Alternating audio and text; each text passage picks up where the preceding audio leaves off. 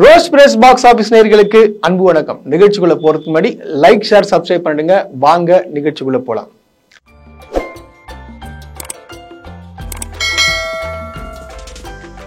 இன்னைக்கு நம்ம யாரை பத்தி பார்க்க போறோம்னா, திரையுலகத்தை சார்ந்த ஒரு நல்ல மனிதர் சொல்லுவாங்க, ஒரு அன்பான மனிதர் சொல்லுவாங்க, எந்த விதமான ஒரு கெட்ட பழக்கமும் இல்லாத ஒரு மனிதர் அப்படின்னு சொல்லுவாங்க. அது போக பார்த்தீங்கன்னு வச்சுங்களேன், யார் என்ன உதவி கேட்டாலும், அதாவது திரையுலகத்தை சார்ந்தவர்கள் யார் எந்த உதவி கேட்டாலும் உடனடியாக உதவி செய்யக்கூடிய ஒரு நல்ல ஒரு அன்பான ஒரு மனிதரை பத்தி தான் நான் பார்க்க போறோம். ஒன்றும் இல்லைங்க, நீங்க அவர் எப்படின்னா, அவர் வீட்டுக்கு வெளியில போயிட்டு நீங்க நின்றுட்டீங்கன்னு வச்சுங்களேன், நின்றுட்டு ஒரு 10 நிமிஷம் நீங்க நின்றாலே போதும், உங்களுக்கு என்ன தேவைன்றது அப்படியே ஸ்கேன் பண்ணிடுவாங்க. ஸ்கேன் பண்ணி உங்களை உள்ள கூப்பிட்டு உங்களுக்கு என்ன தேவை அப்படின்னு சொல்லிட்டு உங்களுக்கு சந்தோஷப்பட்டு திருப்தி தேவை நீங்க கேட்டதை விட அதிகமா உங்களுக்கு கொடுக்கக்கூடியவர் தான் இந்த மனிதர். இந்த மனிதர் வேற யாருமே இல்லைங்க, உச்ச நடிகர்னு சொல்லக்கூடிய மனிதர். யாருமே சொல்ல மாட்டாங்க, அவரே அவரை உச்ச நடிகர்னு சொல்லிப்பாரு. ஸோ அப்படி ஒரு மனிதர் தான் நம்ம விஜய் அண்ணா. என்னடா அது ரோஸ்ட் பிரஸ்ல தான் பேசுவாங்க, திடீர்னு ரோஸ்ட் பிரஸ் பாக்ஸ் ஆபீஸ்ல பேசுறாங்கன்னு பாக்குறீங்களா? அப்படி இல்லைங்க, இது ரோஸ்ட் பிரஸ் பாக்ஸ் ஆபீஸ்ல பேசக்கூடிய கண்டங்க. ஏன்னா திரையுலகிற்கு அவர் சார்ந்த திரையுலகத்தினர் பாத்தீங்கன்னா ஏகப்பட்ட பேருக்கு உதவி பண்ணியிருக்காரு அப்படின்னு சொல்றாங்கல்ல. ஆனா நிறைய பேர் இவர் உதவியே பண்ணல, எதுவுமே பண்ண மாட்டாரு அப்படின்னு தான் சொல்லியிருக்கிறாங்க. அதை பத்தி தான் நம்ம தெளிவா பார்க்க போறோம். ஆக்சுவலா பாத்தீங்கன்னா உச்ச நடிகர் என்ற பேர்ல பாத்தீங்கன்னா கிட்டத்தட்ட 200 கோடிக்கு மேல சம்பளம் வாங்கக்கூடிய நடிகர் தான் விஜய். இப்போதைக்கு அவர் தான் சூப்பர் ஸ்டார்னு சொல்லிட்டு தன்னைத்தானே சொல்லிக்கக்கூடியவர். அவர் மட்டும் இல்ல, அவரோட ரசிகர்களை ஏவி விட்டு சொல்லக்கூடிய மனிதர் தான் நல்ல ஒரு பண்பான ஒரு மனிதர் தான் விஜய் அவர்கள். ஆக்சுவலா பாத்தீங்கன்னு வச்சுங்களேன், நீங்க தொடர்ந்து நீங்க பாப்பீங்க, அவரு கூட நடித்தவர்கள், அவர் கூட ஒர்க் பண்ணவங்களுக்கு பாத்தீங்கன்னா ஏகப்பட்ட பேர் நிறைய பேர் இருக்காங்க. ஆனா இது வரைக்கும் பாத்தீங்கன்னா ஒருத்தர் கூட அவர் உதவி பண்ணல. ஃபார் எக்ஸாம்பிள், இப்போ ஒருத்தரை காட்டுறேன், நீங்க பாருங்க. இவர் உங்களுக்கு எல்லாருக்குமே தெரியும், அவர் தான் ஷிஹான் ஹுசைனி. இவர் பத்ரி படத்துல நடிச்சிருப்பாரு. ஆக்சுவலா இவர் கூட மாஸ்டரா சொல்லியிருப்பாரு. அவருக்கு கிட்டத்தட்ட ஒரு 25 நாளுக்கு மேல பக்காவா ட்ரைனிங் கொடுத்து அவரை ஆக்சுவலா அந்த சீன் ஒன்று இருக்கும், அந்த கையை கீழே வைப்பாரு, அந்த கார் மேல ஏத்திட்டு போகும். அது ஒரிஜினலா பக்காவா பிராக்டிஸ் கொடுத்து பண்ண வச்ச ஒரு மனிதர். சரிங்களா? அவருக்கு ஒரு பிரச்சனை, அதாவது ஒரு பாத்தீங்கன்னா கேன்சரு, ரொம்ப சீரியஸ் கண்டிஷன்ல இருக்காரு. அவர் ஏகப்பட்ட பேருக்கு யாராச்சும் நம்மள பார்ப்பாங்களா, நான் ரொம்ப நேசித்த மனிதர்கள்லாம் ஏன் வரல, நான் எத்தனையோ பேருக்கு ஹெல்ப் பண்ணிருக்கேன், உன்னை ஏன் வரலன்னு சொல்லிட்டு கலங்கியிருக்காரு. அவர் பாத்தீங்கன்னா விஜய் அவர்கள் வருவார்னு எதிர்பார்த்தேன், அவர் மட்டும் இன்னும் வரவே இல்லை, மத்தவங்க எல்லாம் என்கிட்ட பேசியிருக்காங்க அப்படின்னு சொல்லியிருக்காங்க. விஜய்க்கு அப்படி என்ன ஒரு வேலை? இவர் தான் மக்களை காப்பாற்ற வருகிறாரா? அது கூட இருக்கிறவங்களே இவரால காப்பாற்ற முடியல, ஒரு உதவி பண்ண முடியலன்னா அப்புறம் அவர் எங்க கழட்ட போறாரு எனக்கு ஒண்ணுமே புரியல. ஓப்பனா நான் சொல்றேங்க, இவர் மட்டும் இல்ல, அந்த போண்டா மணி சரி, அப்புறம் அந்த அபிநய் சரி, நிறைய பேர் அதாவது நலிந்த நடிகர்கள் ஏகப்பட்ட பேர் பாத்தீங்கன்னா வீடியோஸ் கன்யூஸா வந்துட்டு தான் இருக்கு. ஆனா விஜய் அவர்கள் ஹெல்ப் பண்ணாரா அப்படின்னு கேட்டீங்கன்னா கேள்விக்குறி. மத்த நடிகர்கள்லாம் ஹெல்ப் பண்ணாங்களா அப்படின்னு சொல்லிட்டு நீங்க கேட்பீங்க. கண்டிப்பா நான் இதுக்கு நான் பதில் சொல்றேன். மத்த நடிகர்லாம் நான் தமிழ்நாட்டு மக்களை காப்பாற்ற வரேன், நான் தான் சேவியர், நான் தான் உங்களை உலகத்தையே காப்பாற்ற வந்த மகான், தூய்மையான மனிதன் சொல்லிட்டு யாரும் எகிரி குதிக்கல. நான் கேட்கிற ஒரே ஒரு கொஸ்டின் மட்டும்தான், உங்களை சார்ந்தவர்களுக்கே உதவி பண்ணாத நீங்க எப்படி அரசியலுக்கு உதவி பண்ணுவீங்க? சோ இது ஒரு முதல் கேள்வியா இருக்கு இல்லையா?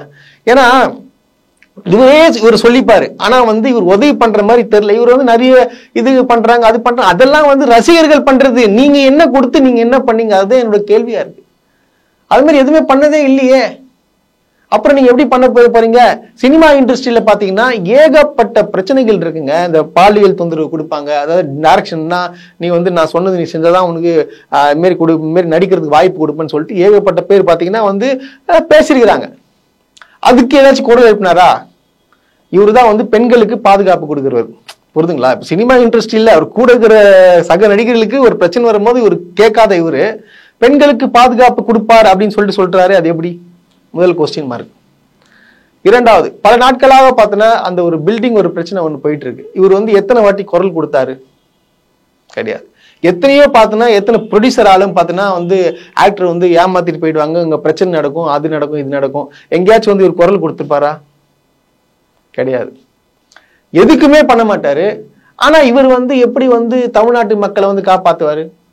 அதாவது அவங்க இண்டஸ்ட்ரியில ஒரு 1000 பேர் இருப்பாங்கன்னு வச்சுங்களேன், அந்த 1000 பேருக்கே நான் பாத்துக்கிறேன், நான் அவங்க கூட நிப்பேன், யார் உங்க எதிர்த்து பேசுறான்னு பார்க்கலாம் அப்படின்னு சொல்லவே ஒரு முடியாத ஒரு மனுஷன் எப்படி அங்க போய் நிப்பாரு? இதெல்லாம் கேள்வி எழும்புதா இல்லையா? எத்தனையோ வாட்டி பாத்தீங்கன்னா அந்த சினிமா இண்டஸ்ட்ரியில பாத்தீங்கன்னா ஒரு எலெக்ஷன் நடக்கும். எந்த எலெக்ஷன்ல அவர் வந்து நின்றுக்காரா? நிக்க மாட்டாரு. விஜய் அவர்கள் வந்து எப்படின்னா ஆக்சுவலா வந்து யார்கிட்டையும் பேச மாட்டாரு. ஏன் தெரியுமா? யார்கிட்ட பேசினா ஏதாச்சும் உதவி கேட்டுருவாங்களோ அந்த ஒரு மனப்பான்மையில இருக்கக்கூடியவர் தான் விஜய் அவர்கள். விஜயை பத்தி வந்து என்ன சொல்லுவாங்க? அவர் நல்ல நடிகர், நல்ல நடனம், நல்ல டான்ஸ் ஆடுவாரு, சொன்னீங்கன்னா உடனடியா வந்து டான்ஸ் ஆடிடுவாரு அப்படின்னு தான் சொல்லுவாங்க. தவிர எனக்கு தெரிஞ்சு வந்து ஒரு நடிகர்னு சொல்லிட்டு யாருமே நல்ல நடிகர் சூப்பர் நடிச்சாருங்க கண்கலங்க வச்சாருன்னு சொன்னதெல்லாம் கிடையாது. டான்ஸ் ஆடுவாரு, ஐ அக்ரி, நான் ஒத்துக்கிறேன், நல்லா சூப்பர் டான்ஸ் ஆடுவாரு, அருமையான டான்ஸ் ஆடுவாரு. அந்த ஒரே ஒரு டான்ஸுக்காக வந்து இத்தனை பேர் வந்து ஓட்டு போறது நிக்கிறது தான் வந்து பைத்தியக்காரத்தனமாகுது. ஏத்துக்கவே முடியாது. இது ஒரு நல்ல நடிச்சு அழ வச்சிருந்தா கூட பரவாயில்ல, நல்லா டான்ஸ் ஆட தானே செய்யற. உன்னை யார் ஃபர்ஸ்ட் நடிகர்னு சொல்றது? யாருன்னா ஒத்துக்கணும் ஒரு அவார்டாச்சும் கொடுத்துக்கிறாங்களா? கிடையாது, எதுவுமே கிடையாது. யாருக்குமே உதவி பண்ணல, எதுவுமே பண்ணல. தன்னுடைய குடும்பத்தையே வந்து பாதுகாத்து அவங்களுக்கு என்னென்ன தேவைன்றது பண்ணல. கூட இருக்கவங்க எங்க இருக்காங்கன்னு தெரியாது, அவங்க அப்பா அம்மாவை போயிட்டு பாக்குறது இல்ல, எதுவுமே பண்றது இல்ல. ஆனா இவரு தான் வந்து தமிழ்நாட்டுடைய மக்களை வந்து காப்பாற்ற போறாரு, இவரு தான் சிஎம் ஆக்கி போறாருன்னா இது எப்படி ஏத்துக்க முடியும்? எங்க இறங்கி வந்து என்ன உதவி பண்ணாருங்க? யாராச்சும் நான் இப்ப காட்டுங்க. இப்ப அந்த சினிமா இண்டஸ்ட்ரியில எத்தனையோ நலிந்த நடிகர்கள் இருக்காங்களே, யாராச்சும் ஒருத்தர் விஜய் அண்ணா வந்து எனக்கு உதவி பண்ணிட்டாரு, ஒரே ஒருத்தன் ஒரே ஒரு வீடியோ நீங்க காட்டுங்க பாக்கலாம். இல்ல நான் ஓப்பனா கேட்கிறேன், ஒரே ஒருத்தன் காட்டுங்க பாக்கலாம். இங்க உக்காந்தீங்கன்னு மத்தவங்களை குறை சொல்லிட்டு இருக்கீங்க. நீங்க ஃபர்ஸ்ட் ஒழுக்கமா இல்லையே. நான் எதுவுமே சொல்ல, நீங்களே ஃபர்ஸ்ட் சரியில்லையே, அப்புறம் எப்படி வந்து நீங்க மத்தவங்களை வந்து குறை சொல்லிட்டு இருப்பீங்க?